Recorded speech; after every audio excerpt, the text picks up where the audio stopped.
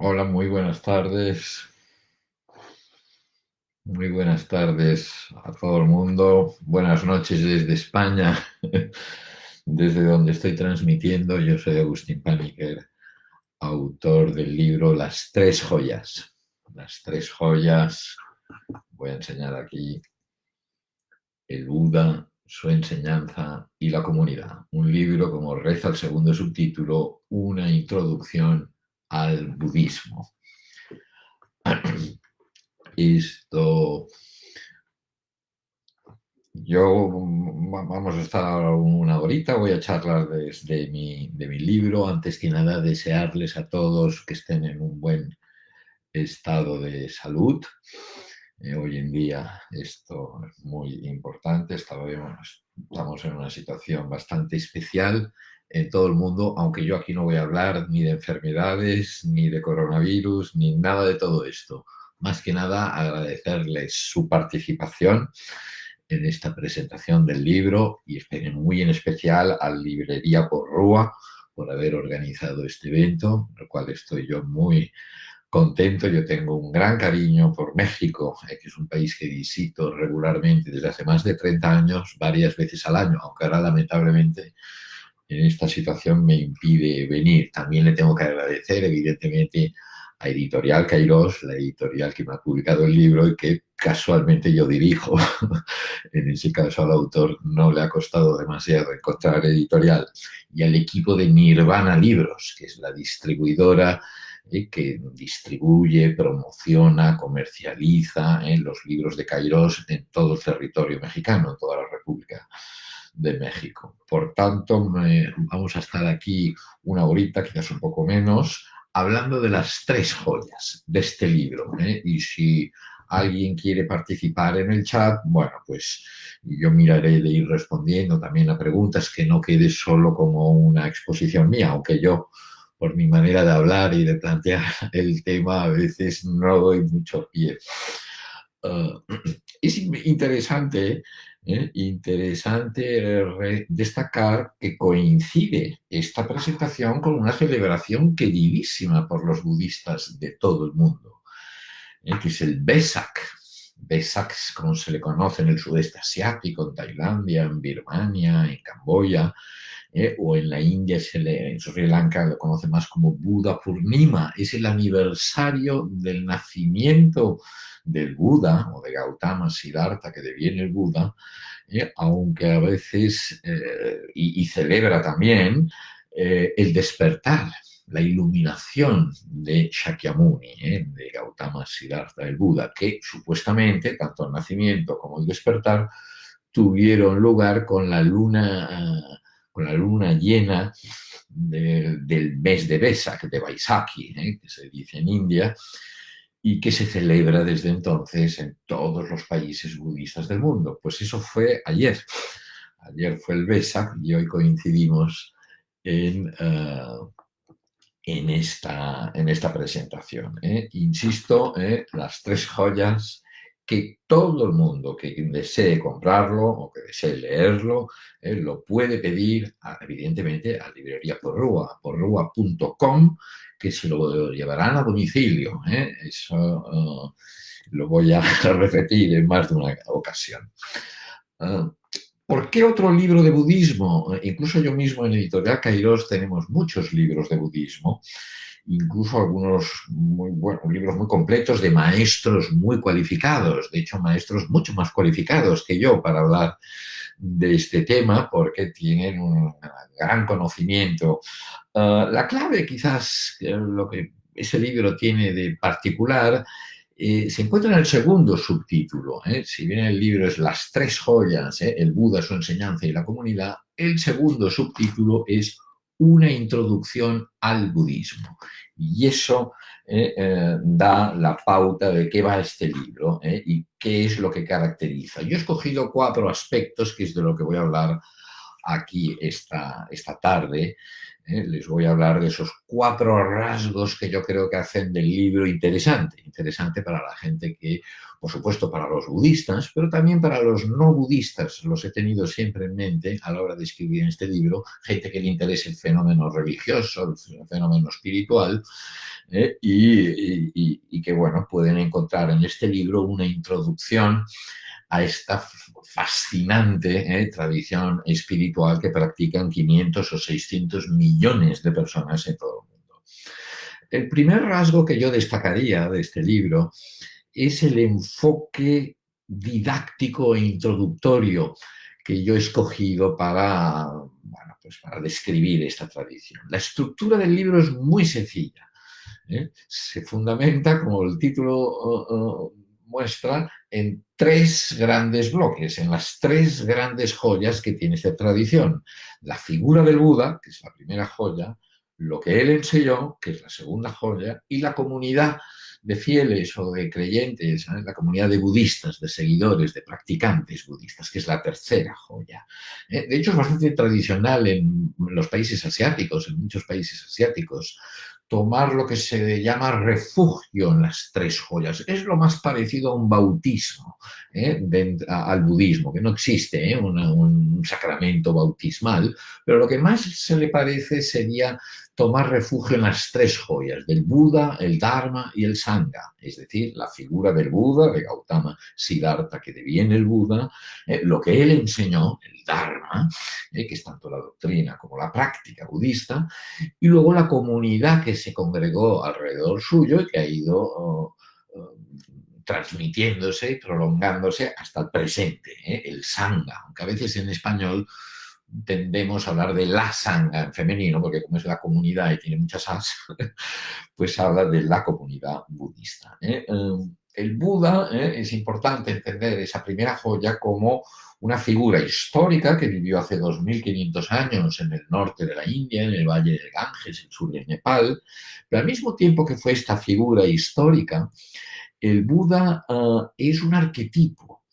Es el modelo que todo budista, sea monje, monja o un simple practicante de budismo, tiene en mente, es el arquetipo a emular de alguna manera. Incluso para muchas corrientes budistas, de lo que llamamos budismo mahayana, ahora hablaré de estos aspectos, el Buda ya es una figura más trascendente, no es tanto aquel humano que vivió hace 2500 años, como la naturaleza despierta de la realidad, la trama iluminada de lo real, que nos interpenetra. Por lo tanto, es una figura muy interesante. Eso me ocupa a mí la primera parte del libro, una cuarta parte, donde entrelazo aspectos históricos y pongo esta figura en su contexto. Luego hablo del Dharma, la segunda parte del libro tiene que ver con la segunda joya, de lo que el Buda enseñó, y ahí es la parte más filosófica, donde entro yo en aspectos centrales de lo que él enseñó, y sus ideas del sufrimiento, de la liberación, del karma, de la transmigración, su concepción del yo o del no yo, mejor, de la impermanencia, de la vaciedad.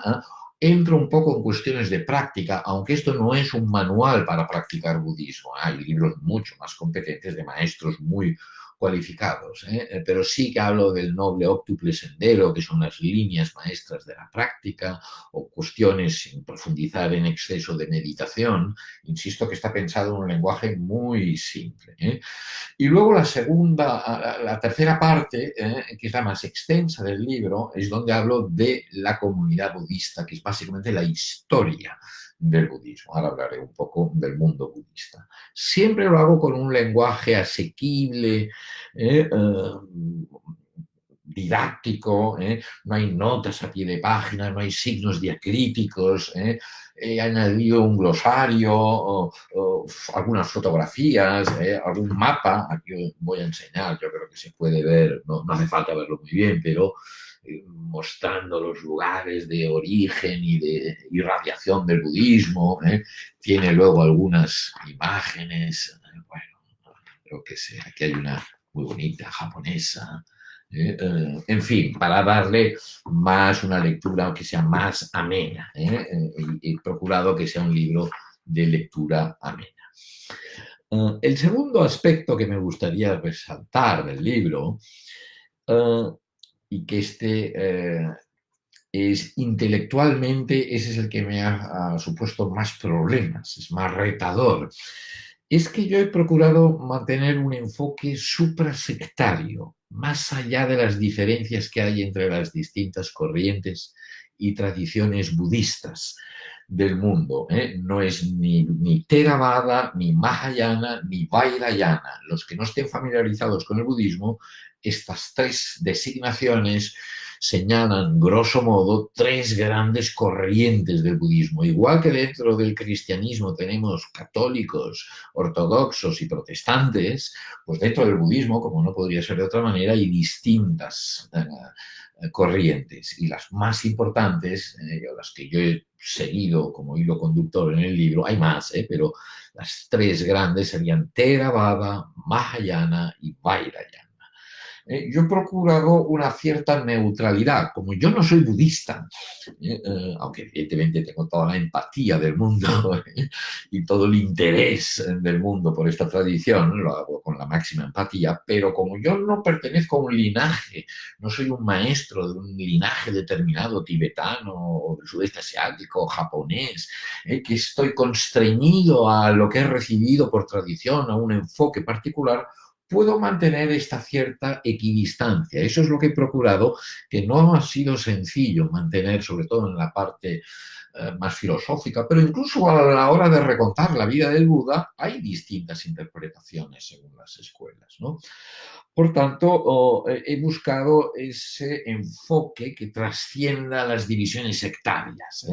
No es que busque lo que es el verdadero budismo o lo que el Buda dijo exactamente o una esencia del budismo, pero más o menos el núcleo de ideas que todos comparten, o a veces lo tengo que matizar, evidentemente, bueno, esto en Japón no lo entienden así, o aquellos lo matizan de otra manera, pero es un tronco compartido. De ahí que haya seguido al principio, sobre todo la parte más filosófica, bastante el hilo de las famosas cuatro nobles verdades, o el noble óctuple sendero, que son unas de las enseñanzas que la tradición atribuye que Shakyamuni, que el Buda, pronuncia en su primer discurso una vez ha despertado a los 30 y pico años bajo el árbol de la Bodhi, que llaman el árbol del despertar, y él pronuncia un primer discurso junto a la ciudad de Benarés, que se conoce como el Sutra de Benarés,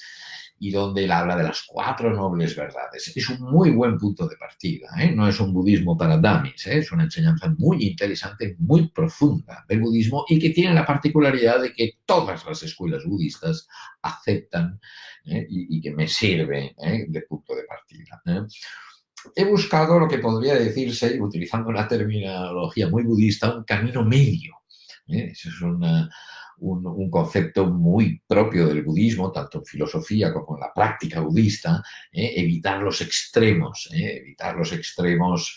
filosóficos, como el nihilismo y materialismo, como el espiritualismo, etcétera, eternalismo, como en la práctica. También he buscado ese camino medio, tanto en la vida del Buda, en esos principios filosóficos, cuando hablo del nirvana, de la persona, de su concepción del mundo, como cuando enfoco los distintos abordajes. Y entonces aquí hablo del Mahayana, del Theravada, incluso matizo, esto es un budismo más secular y esto es más monástico, en fin, he tratado de dar una visión en conjunto, que es de lo que trata el libro, de introducirnos al budismo. Y siempre, eso es una particularidad de algunos de mis libros, con un enfoque lo más multidisciplinar posible.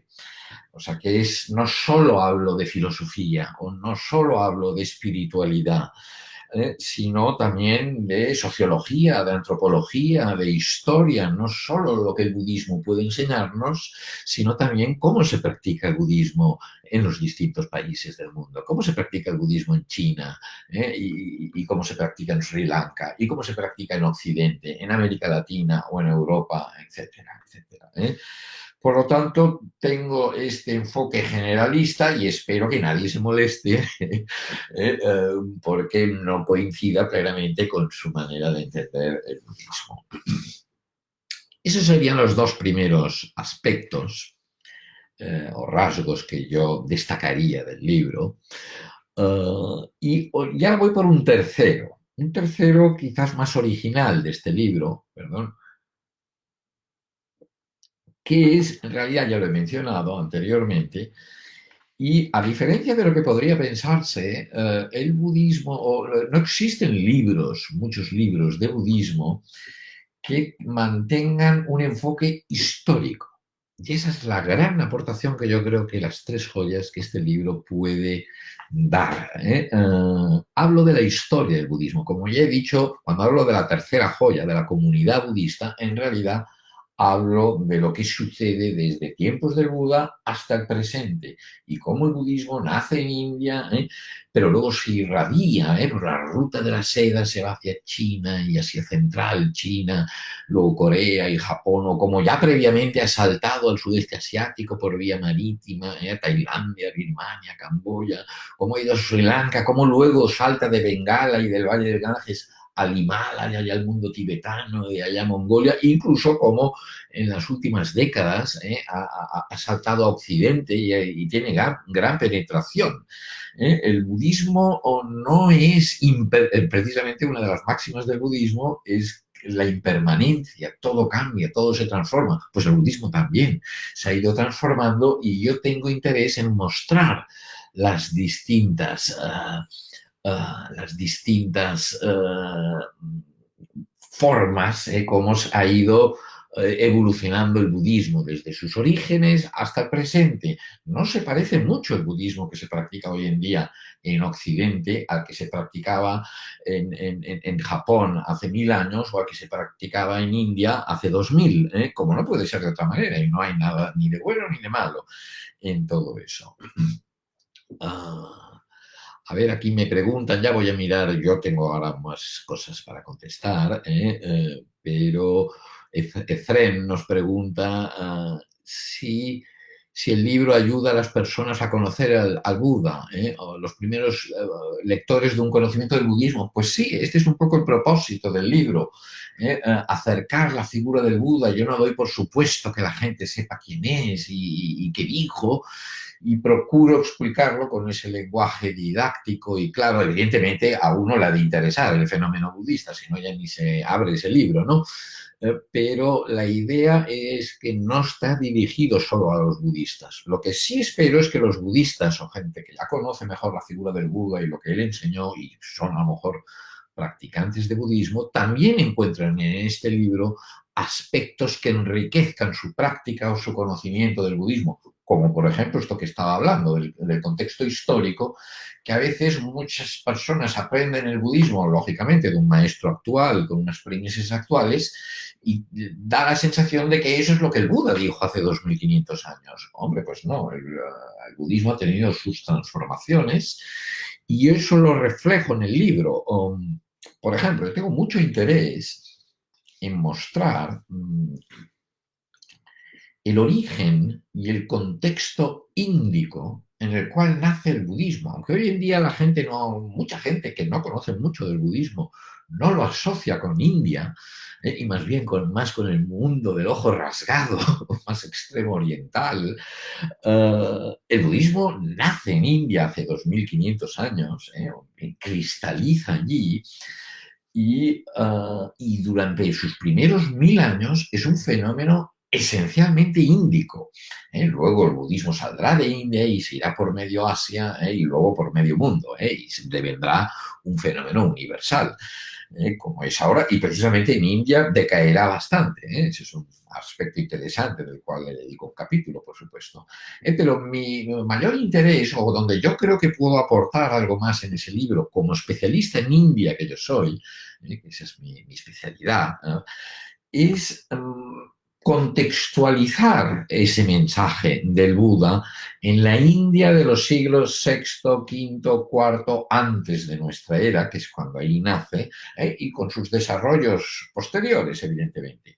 Porque hay que decir que el mensaje del Buda y eso es importante que se entienda, es una respuesta típicamente india a inquietudes típicamente indias o índicas, si se quiere, para no confundir hablando en México.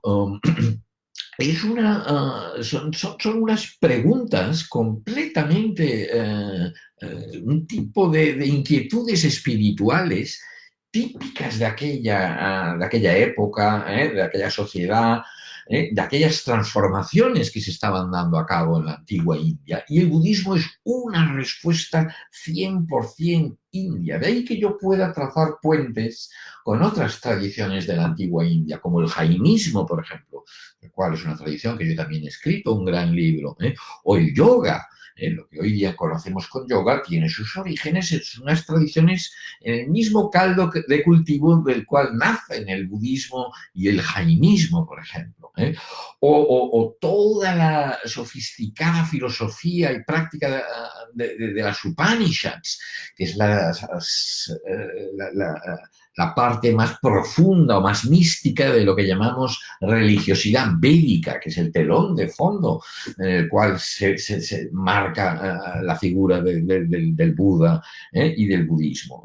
De hecho, muchas de estas tradiciones comparten un mismo análisis, un mismo esquema 100% índico, y luego tienen evidentemente sus diferencias, pero casi que el diagnóstico de la situación del ser humano y la salida es igual para el yoga, el jainismo, las Upanishads y el budismo o la filosofía Samkhya. Los que no estén familiarizados no se asusten porque todo eso yo lo explico en el libro. Y ese esquema que podríamos llamar dukkha, vidya, karma, samsara, nirvana, perdón por las palabrejas en sánscrito, pero un poco resumido, y me excusarán los que conocen el budismo por mi simplificación ahora en un minuto, la situación de sufrimiento, de insatisfacción, de finitud, de ignorancia, de desconocimiento en la cual nos encontramos, dukkha, eso nos impele a actuar, karma, eso es lo que significa karma, la acción, pero es una acción ignorante, es la acción guiada por el ego, por el yo,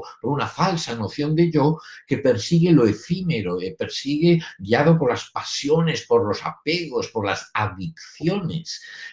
Y eso considera la India, todas esas tradiciones de la antigua India, que esas acciones tienen una serie de consecuencias, una de las cuales es que nos vuelven a arrastrar a una nueva existencia. Eso es lo que llaman samsara.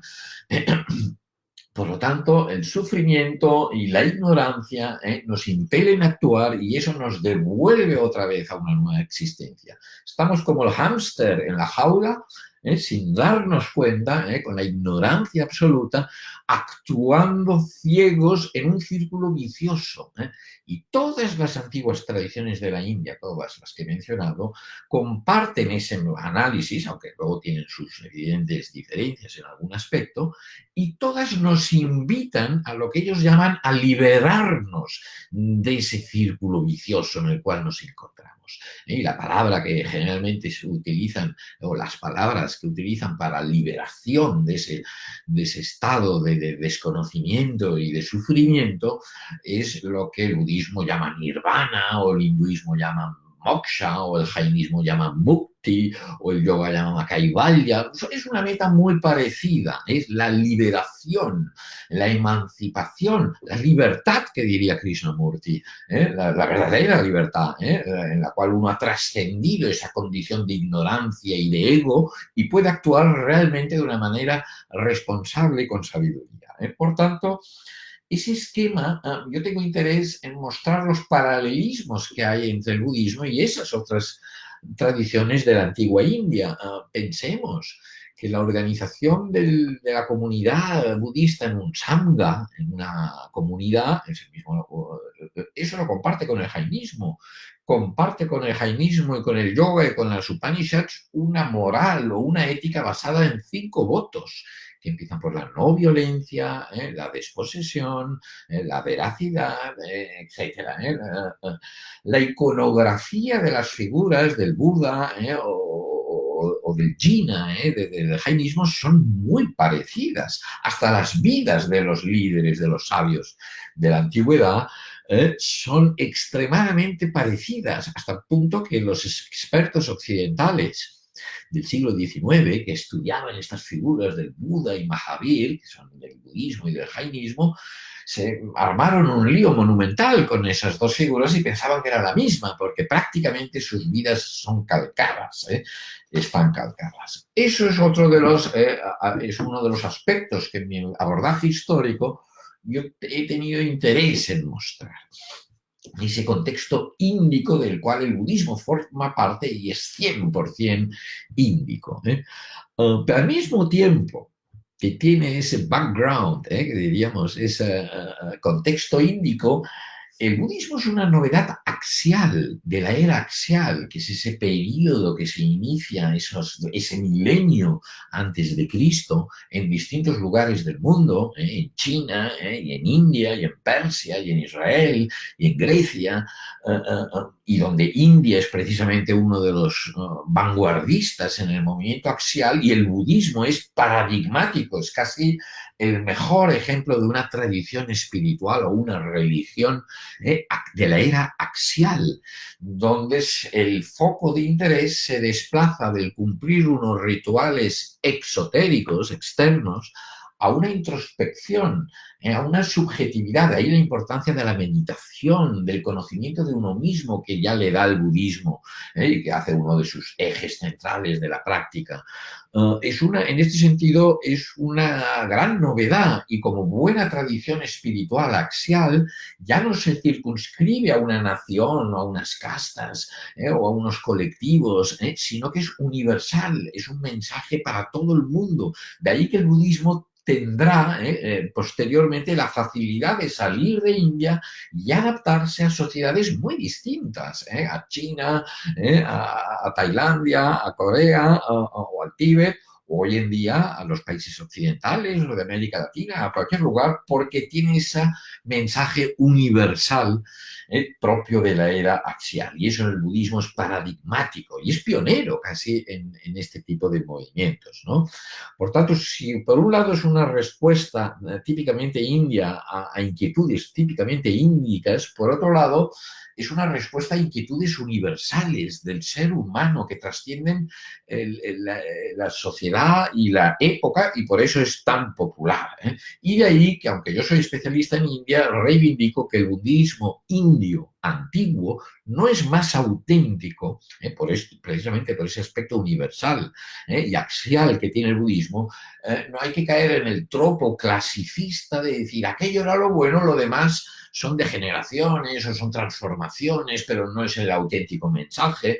No, precisamente el budismo, perdonad que me estoy extendiendo un poco, en sus irradiaciones por distintas partes de Asia y del mundo, se fundamenta en una doctrina muy interesante que en sánscrito llaman doctrina de Upaya Kaushalya, que tiene muchas traducciones, pericia en la acción, los métodos hábiles, no me gustan mucho, y en el contexto histórico del que estoy refiriendo, significa básicamente como flexibilidad, adaptación, pedagogía.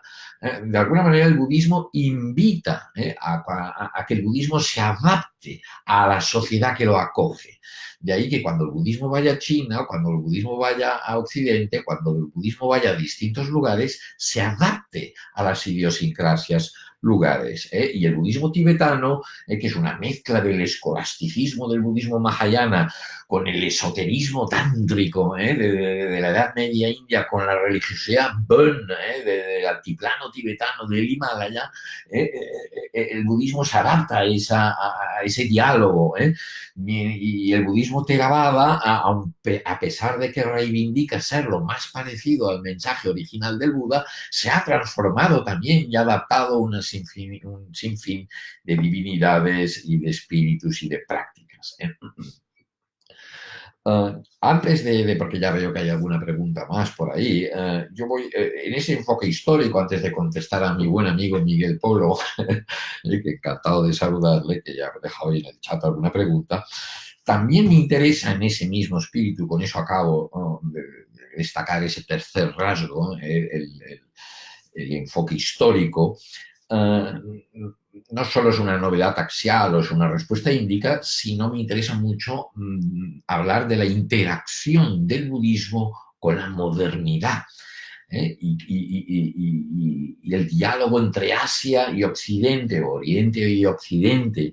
De ahí que yo le dedico 2 capítulos muy extensos a lo que podría ser una cuarta irradiación, la del budismo, no un cuarto vehículo budista, no estamos hablando de un yana, o mahayana, sino otra irradiación, la de los últimos 150 años y sobre todo los últimos 50 o 60 años, lo de la que llamamos el budismo occidental, y que hoy en día es muy popular. Hoy en día en cualquier ciudad de la República Mexicana o de Argentina o de España o de Europa o en Estados Unidos, en Australia, en cualquier lugar del mundo, encontramos budistas. Incluso las tradiciones asiáticas más tradicionales del budismo también están interactuando con esas tradiciones de modernidad, algunas de corte colonial occidental y otras más universales, y están transformando el budismo. Yo tengo mucho interés en mostrar esos diálogos. Por ejemplo, con eso ya voy a acabar esto, la centralidad que hoy en día tiene para un occidental, un practicante occidental del budismo, la centralidad que tienen los textos. Yo como editor doy fe de que hay mucha gente interesada en comprar los textos de maestros budistas o las traducciones de los clásicos del budismo. En Kairos tenemos muchos que podéis también comprar en porrua.com, por supuesto. Pero esa centralidad de los textos en el budismo antiguo no existía, primero porque casi nadie sabía leer, aparte de que durante muchos siglos eran transmisiones orales y no textuales. O, por ejemplo, hoy en día el peso que tienen los laicos es mucho más grande que el de antaño, donde los monjes tenían una gran autoridad y un gran peso. La propia meditación, que hoy en día para muchísima gente eso es sinónimo de budismo, incluso muchos no budistas, cristianos o agnósticos, practican meditación budista. Y muchos de ellos incluso ya ni la llaman meditación budista, la llaman mindfulness o de otras maneras. La centralidad que tiene esa práctica, eso en realidad es un desarrollo bastante reciente. No es que el Buda no hablara de la meditación, por supuesto, y para él era muy importante, pero luego durante 2000 años la meditación fue menos practicada de lo que creemos, por los propios monjes budistas, desde luego. Entonces, eso es un desarrollo de los últimos 100 años, o los últimos 80 años. Hoy en día el budismo dialoga de una manera muy interesante con las ciencias, con la psicoterapia y las tradiciones terapéuticas occidente. Hay todo un proceso de desmitologización, de desritualización en el budismo occidental, por ejemplo, bastante acusado. La gente ya no, a muchos no les gusta hablar del karma o de los seres infernales del cosmos tradicional budista, y lo interpretan más alegóricamente, etcétera, etcétera. Por lo tanto, incluso las tradiciones de justicia social típicas de la modernidad, sea justicia social y muy en particular las de género, están modificando muchísimo el budismo occidental, donde las mujeres tienen una participación y un protagonismo que en Asia no tenían y que están empezando a tener ahora por feedback, por retroalimentación del propio budismo occidental, que influye muchísimo más de lo que nos imaginamos en el budismo asiático. Por tanto, todo eso yo lo destaco en el libro, son algunos de los aspectos que a mí me ha interesado destacar. Y aquí ahora ya sí paso a contestar a Miguel Polo, mi buen amigo, que me pregunta si se puede decir que en los primeros siglos del budismo, el budismo primitivo, tiene estrechas relaciones con las otras tradiciones indias. Pues desde luego es lo que estaba diciendo. Entonces no tenían necesidad de diferenciarse de las demás tradiciones indias. Totalmente cierto. En realidad las fronteras religiosas o espirituales o filosóficas, como queramos, que ponemos los observadores o los propios practicantes y seguidores, suelen establecerse muchos siglos después. Eso es un punto que nunca hay que olvidar. Yo como antropólogo, como historiador y como indianista, por decirlo así, combino estas cosas.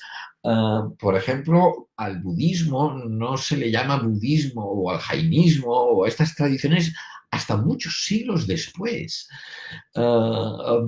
Cuando se empieza a tomar conciencia de una particularidad, de un linaje de maestros y discípulos que se fundamentan en unos textos sagrados, con unas prácticas o unos ideales que le son propios, y eso quizás tarda cuando ya hay una comunidad laica suficientemente grande y se ha dispersado por un área geográfica más grande, pero eso no sucederá hasta varios siglos después del budismo primitivo. Por lo tanto, en sus orígenes no hay una gran diferencia entre budismo, jainismo, yoga, samkhya, upanishads. Conceptualmente, quizás sí, en el caso del budismo, al ser el budismo una tradición que se origina en un movimiento de renunciantes, lo que aquí llamaríamos, de hecho estamos asistiendo al nacimiento del monaquismo, son los primeros monjes, los jainistas quizás van a la cabeza y luego los budistas que organizan unas sociedades paralelas a las cuales se entra por la iniciación, y entonces ahí, como es un grupo religioso, una orden religiosa, pueden haber una serie de marcas que podríamos llamar sectarias, unos atuendos o unas marcas en la frente, o una manera de llevar el cabello, tirabuzones o rapado el cabello. Por lo tanto, existen una serie de símbolos externos que pueden hacer demarcar. Estos son los seguidores de Shakyamuni y estos son los seguidores de otro grupo. No digo que no existieran diferencias, pero conceptualmente hablando, muchas prácticas transitaban de un grupo a otro. De hecho, estos grupos de renunciantes vivían de las limosnas diarias que les daban la gente, los laicos, que los laicos no tendrían por qué ser de una tradición o de otra. Ellos daban y siguen dando, es un concepto típicamente indio, de la India, daban su limosna, básicamente los alimentos diarios, a todo asceta, a todo yogi, a todo monje, a todo renunciante que encarnara la santidad, más allá de sus preferencias personales, porque eso son fuentes de mérito. Y donar a una persona semidivina o santa, eso reporta mucho mérito kármico, se entiende la India, a quien dona, no al que recibe. El que recibe el soporte material. Por lo tanto, en la antigua India los laicos donaban, y todavía en la India actual se hace, donaban a distintas fuentes de mérito, con lo que hacían que las fronteras también quedasen menos claras. Por tanto, eso más o menos contesta a la inquietud de Miguel que yo en el libro intento aclarar. Y ya para acabar, porque ya llevamos casi 40 minutos, aunque yo encantado si alguien me hace más preguntas, pero había hablado de que había destacado, me había preparado aquí 4 rasgos, me había hablado de 3. El primero, el enfoque didáctico y sencillo, y estructura sencillo. El segundo, que era ese enfoque suprasectario, intentar el camino medio entre las distintas maneras de entender y vivir el budismo.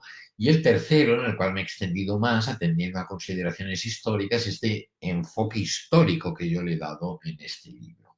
El cuarto, en realidad, ya lo había mencionado y tiene que ver con la interesantísima pregunta de Miguel Polo, que es un enfoque que yo le doy en el que facilito esos puentes y similitudes que tiene el budismo con otras tradiciones. Ya he mencionado las de las Upanishads, o el jainismo o el yoga, con los cuales es evidente que comparte un mismo idiosincrasia espiritual índica, pero también hago menciones a la filosofía griega, al taoísmo de China, a otras tradiciones, aunque no es mi propósito hacer aquí una comparativa de las religiones. Sí que tengo interés en destacar las similitudes, los puentes, incluso los trasvases, como al mismo tiempo evitar equiparaciones a veces apresuradas que hacemos, lo que en los traductores conocen muy bien falsos amigos. que en una lengua y en otra parecen que signifiquen lo mismo y no significan lo mismo. No es igual un billion en inglés que un billón en español. Que en español es un billion en inglés son 1.000 millones, no 1 millón de millones. Es un falso amigo. Pues con las tradiciones religiosas a veces tendemos a simplificar y a decir, vale, cuando los budistas hablan de la compasión, por ejemplo, eso es como cuando Jesucristo habla o los cristianos hablan de la misericordia o de la caridad. Pues no es exactamente lo mismo, aunque tienen un parecido familiar, pero parten de concepciones incluso de la realidad ontológicas completamente distintas, que yo no voy a entrar aquí porque no tenemos tiempo. O cuando se habla del karma aquí en Occidente, es el destino, ¿no? O son las vidas pasadas. Bueno, no, es un concepto mucho más complejo y en realidad mucho más interesante. O cuando el budismo o otras tradiciones de la India hablan de la ahimsa, de la no violencia, a veces se idealiza y se habla del pacifismo de estas tradiciones. Pues no, no es exactamente un pacifismo la no violencia, es una práctica ascética que utilizan los grupos de renunciantes para incluso ejercitar el autocontrol. Además, va ligada a una comprensión de los seres vivos que nos rodean, distinta también, pero no es una bandera en favor del pacifismo, por mucho que evidentemente el mensaje del Buda con los monjes y con las monjas evidentemente sí que favorece una actitud pacífica, ¿no? Por tanto, bueno, con todos esos aspectos yo he querido transmitir con este libro, con las 3 joyas, que insisto, a todos aquellos que les interese, lo pueden adquirir, lo pueden pedir y se lo llevan a domicilio. Lo piden a domicilio en porrua.com, en cualquier lugar de la República Mexicana. E imagino que incluso fuera de la República Mexicana, porque me consta que están siguiendo desde otros lugares de América Latina. Digo que, bueno, con estos 4 rasgos que he comentado, creo que he dado una pincelada de los atractivos que tiene este libro y que lo hacen distinto de otros libros sobre budismo, incluso de otras introducciones al budismo, que hay y que pueden ser extraordinariamente buenas. Insisto que yo en propio Kairos tengo algunas excelentes de maestros budistas mucho más cualificados que yo. Quizás no tengan ese enfoque antropológico, histórico, filosófico que yo puedo aportar, pero bueno, evidentemente tienen un conocimiento muy profundo. Pues bueno, yo con eso ya creo, me parece que quizás tenemos 5 minutos más. Si alguien quiere hacer algún comentario, y yo encantado de contestar aquí a través del chat. Aquí había al principio Israel Sánchez, hacía una pregunta interesante, que si podemos considerar el budismo una religión o una disciplina. Lo ponen en signos de interrogación. Que yo acabo el libro, el epílogo del libro exactamente va con esta pregunta, antes de un glosario, y precisamente planteo este dilema que surge siempre en todas encuentros de maestros budistas o charlas o conferencias sobre budismo, pues gente que dice, oiga, esto no es una religión, además no hay Dios, no hay iglesia, no hay un único libro sagrado, o sea, no tiene aquellos rasgos que en realidad tiene el cristianismo, porque otras religiones tampoco los tienen, pero los que la gente asocia que tienen las religiones. Y en cambio acentúa mucho el budismo una práctica, una serie de principios de transformación a través de la meditación y otras, y de la moral y de la ética y de la sabiduría, que a veces no asociamos a las tradiciones religiosas.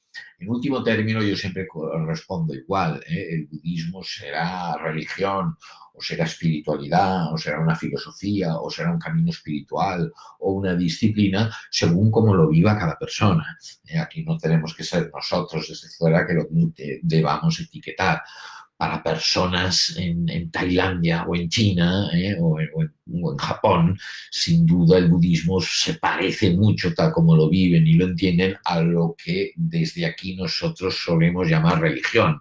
Pero en cambio muchos occidentales, precisamente, que practican el budismo, precisamente tienen una cierta alergia a utilizar la etiqueta religión, ¿no? Y entonces prefieren entenderlo como una espiritualidad o un camino o una filosofía, etcétera. Insisto que eso es totalmente lícito entenderlo y vivirlo de las maneras muy distintas. De hecho, hay muchísimas formas de budismo. Yo en el libro hago una buena parte en ese repaso histórico, un repaso a las distintas áreas geográficas, el budismo en Corea, el budismo en Birmania, el budismo en Occidente, el budismo en Nepal, el budismo en el Tíbet, y se vive, se entiende y se practica de maneras muy distintas.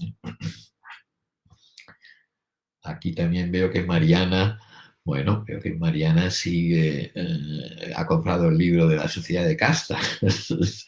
Pues una gran alegría. Ese es otro libro que yo escribí hace 5 o 6 años, un libro bastante grueso sobre la sociedad de castas de la India. En realidad es un libro de antropología de la India, más allá de la casta.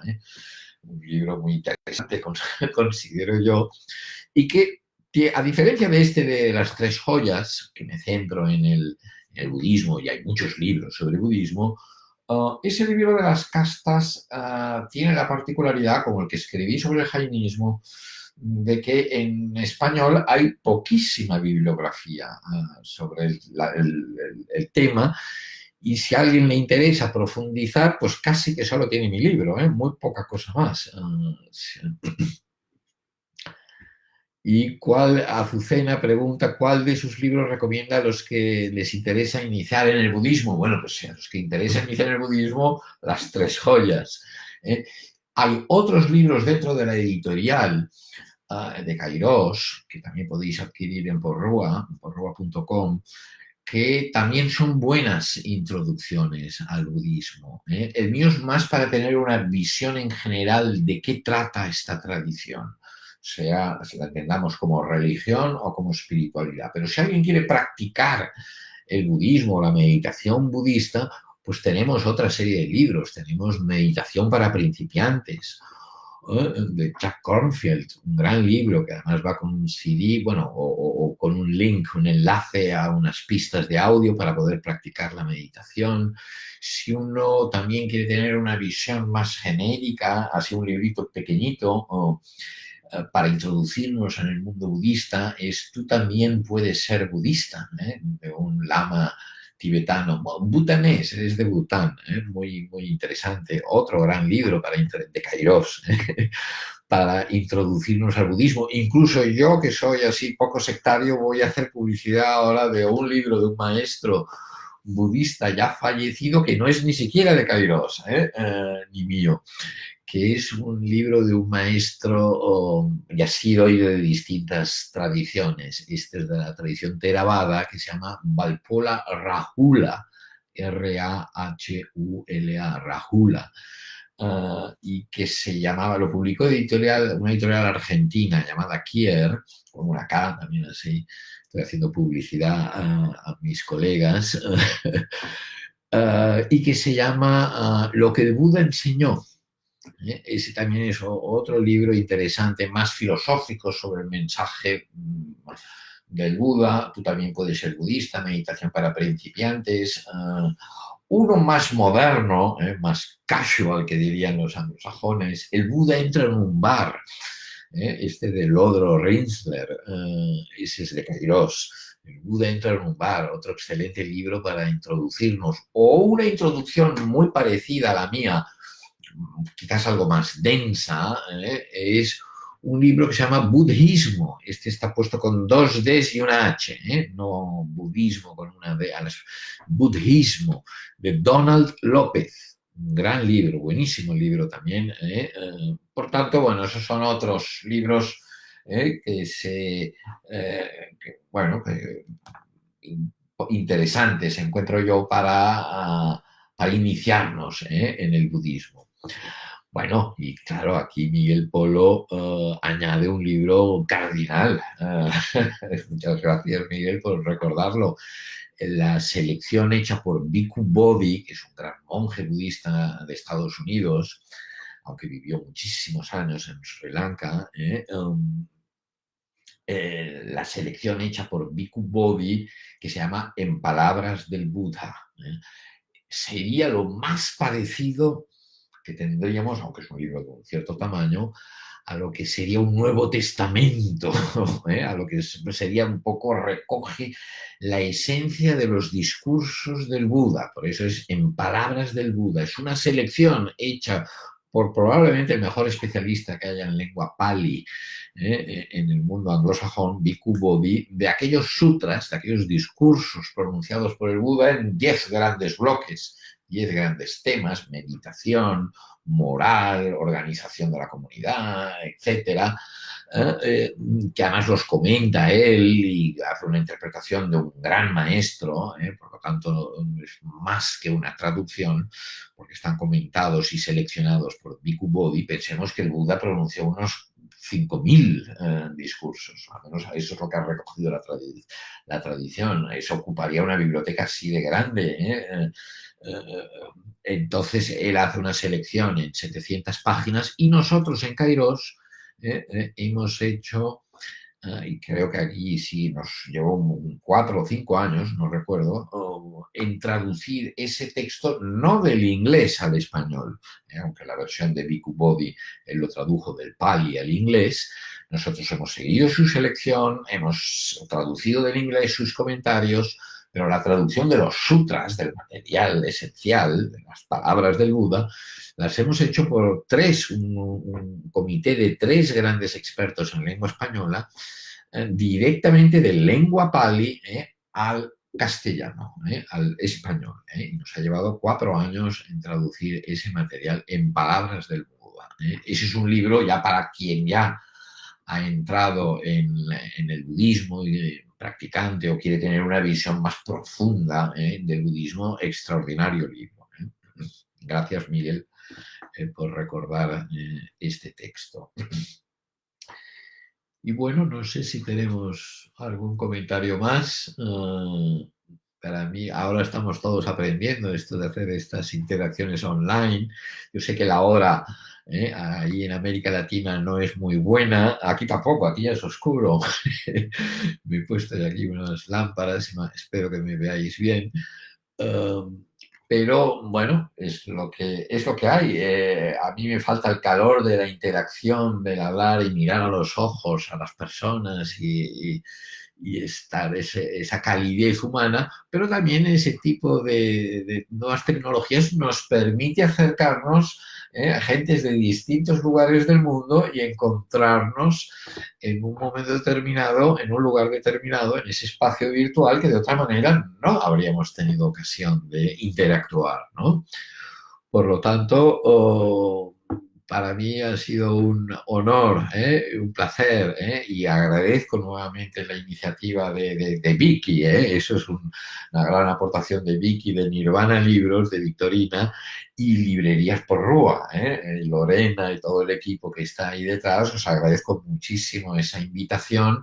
Insisto, porrua.com para todos aquellos que quieran adquirir las 3 joyas o cualquier libro de Kairos, o cualquier libro de la temática budista, que enseguida se ocuparán de hacerlo llegar a los interesados. Saludo también a Pío Marco, que creo que ha sido alumno en la Pablo Olavide. Bueno, pues yo sigo ahí interactuando virtualmente y para mí, insisto, un placer en ese Buda Purnima o Vesak.